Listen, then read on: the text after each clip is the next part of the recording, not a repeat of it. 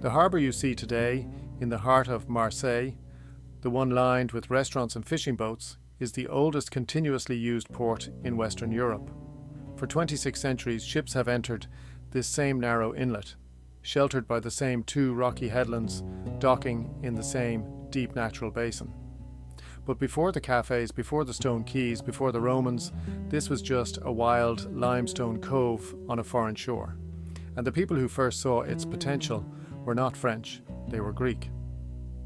In this video, we use AI tools to visually reconstruct what these places may have looked like. Some details may not be perfectly accurate, but every effort has been made to stay as close to the historical record as possible. Around 600 BC, sailors from a Greek city on the coast of what is now Turkey arrived at the shores of southern Gaul. They were Phocaeans, merchants and explorers who had crossed the entire Mediterranean searching for new trading posts. What they found was a deep, narrow inlet, fed by a freshwater stream and protected by two rocky promontories. The Greeks called it the Lacedaemon. According to an ancient account preserved by Aristotle, the leader of the expedition was invited to a banquet by the chief of the local tribe.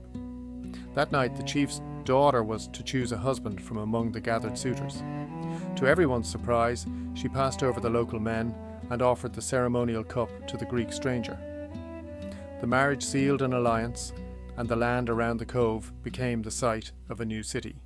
The Greeks named it Massalia. They built on 3 low hills overlooking the harbour. A temple to Apollo rose on the highest point facing the sea. A temple to Artemis stood at the other end of the city.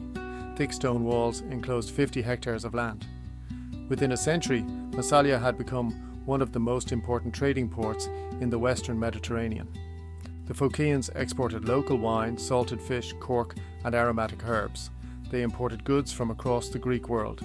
Their silver coins turned up in every corner of Gaul, as far north as the Baltic. And around 325 BC, a Massalian navigator sailed out through the strait into the Atlantic, reached the British Isles, and may have voyaged as far as the Arctic Circle. He was the first person from the Mediterranean world to describe the midnight sun. Massalia's greatest strength was not its walls or its fleet, it was its ability to choose the right ally.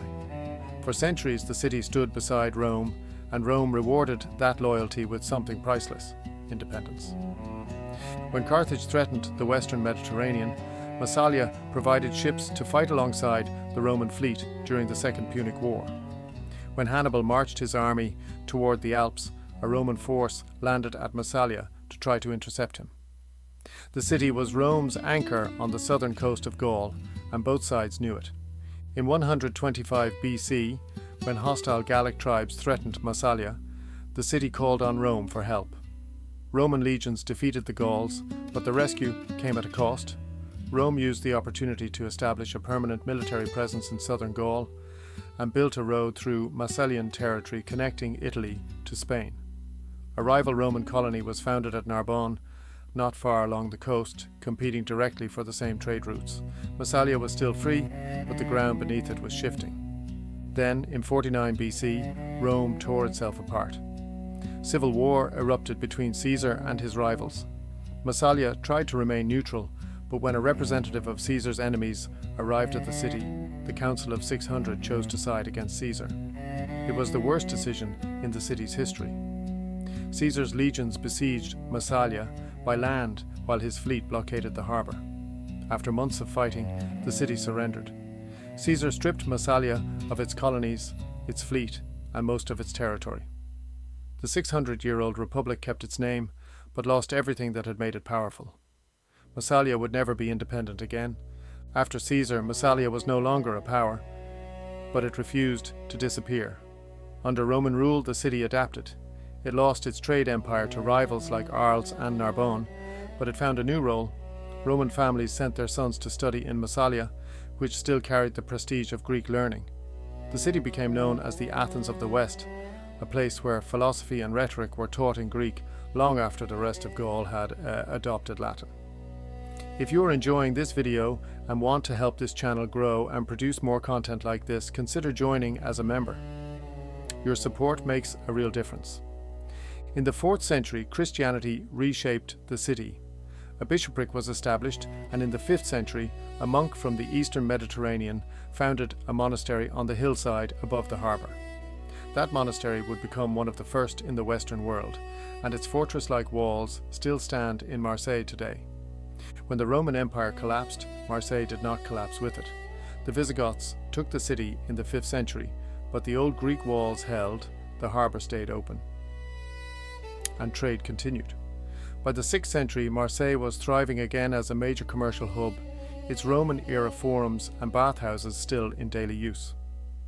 Late antiquity lingered here longer than almost anywhere else in Europe.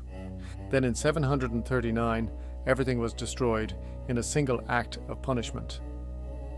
The Frankish ruler Charles Martel sent his armies to sack the city after Marseille rejected the governor he had appointed. The harbour was devastated, the trade networks collapsed. For 2 centuries, Marseille fell into darkness. The oldest port in Western Europe was, for the first time in over 1,000 years, silent. In the 10th century, under the protection of the Counts of Provence, Marseille began to breathe again. Trade returned to the harbour. Ships docked where Greek and Roman vessels had docked before them. The city found its old rhythm. But what truly transformed Marseille was a war fought 1,000 miles away. In 1096, the first armies of the Crusades marched east to reclaim Jerusalem, and they needed a port. Marseille, with its deep natural harbour and its position on the southern coast of France, became one of the main departure points for soldiers, supplies, and weapons heading to the Holy Land. For the next 2 centuries, the city grew wealthy, supplying the Crusader states. It competed with Genoa, Pisa, and Venice for control of this trade and held its own. Marseille even owned a quarter in Jerusalem itself, complete with its own church. By the early 13th century, the city had formed a self-governing republic centred on the old port. It minted its own coins. It built the first fortified tower at the harbour entrance to control access and collect tolls. The same narrow inlet that the Phocians had entered 17 centuries earlier was now the gateway between Western Europe and the Eastern Mediterranean. The Cove had been many things: a sanctuary, a colony, a republic, a conquered city, a ruin. But it always came back to what it was from the beginning: a port.